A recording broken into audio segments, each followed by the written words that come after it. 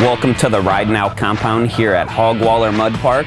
We are currently inside our park shack where we have the AC blowing cold and it's nice and comfortable. Outside the shack we do have wheels and tires mounted ready to be fit on your machine, as well as a lit up and powered up Audioforms roof, so you can test it and demo it. And if you're looking at getting one, we can have one brought out from our Ocala location in just an hour or so.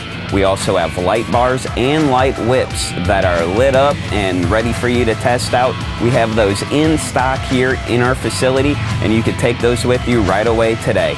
When you walk inside the shack, we're gonna have axles, oil filters, lots of oil to flush your unit out, air filters, belts, and anything else you may need like brake pads. So if you break anything or have any issues, we could get you back out on the trails and riding today. I don't have enough time to cover everything that we have in stock here in the video, but stop in when you get a chance today, get out of the heat, soak up a little bit of our AC, and we hope to see you here next time at Hog Waller Mud Bog.